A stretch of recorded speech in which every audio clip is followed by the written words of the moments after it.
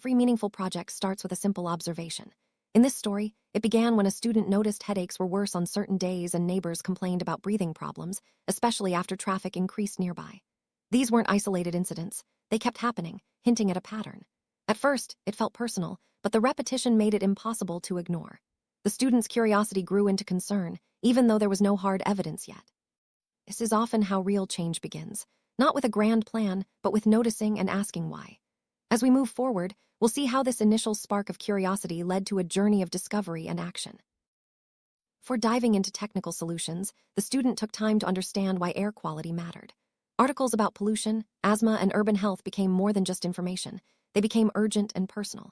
The student realized that air quality isn't the same everywhere, and some communities face higher risks without warning. This awareness made learning feel necessary, not just academic.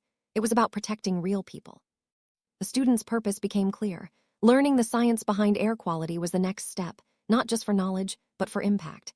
This shift from curiosity to purpose set the stage for everything that followed. The clear purpose, the student focused on understanding what really needed to be measured. Terms like particulate matter, nitrogen dioxide, and ozone became more than just words. They were directly linked to how pollution affects health.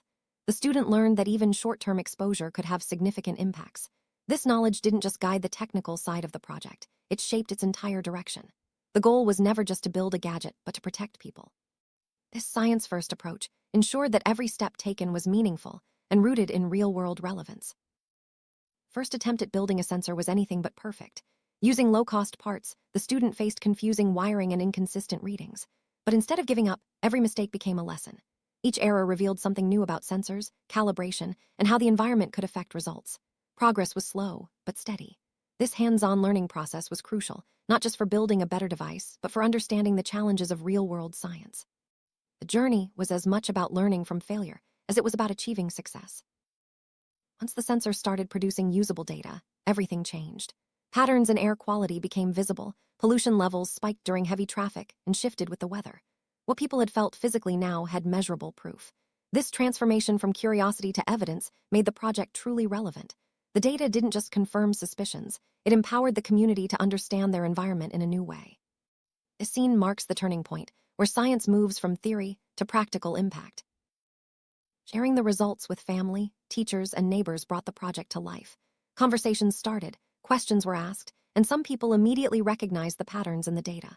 The project evolved from a private experiment into a shared community resource. Clear communication built trust, and science gained deeper meaning through these connections. As more people paid attention, the student felt a growing sense of responsibility. Accuracy became crucial, methods became more systematic, and limitations were honestly acknowledged. The project was no longer just about curiosity, it was about ethical responsibility and community care. For time, the sensor itself became less important than the awareness it created.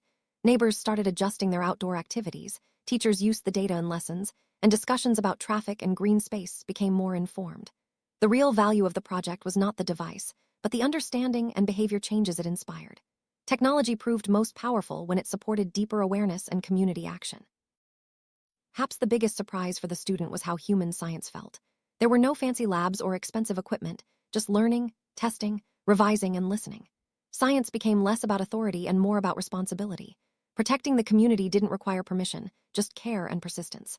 This experience made science feel accessible and personal, showing that anyone can make a difference when they take their environment seriously.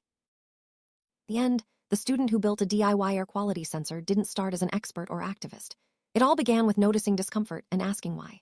Through curiosity, evidence, and action, the project grew into something that protected the community. This story reminds us that science isn't just for institutions. It happens when ordinary people take their environment seriously. When concern is paired with knowledge, even small projects can make a real difference. Thank you for joining this journey from curiosity to action.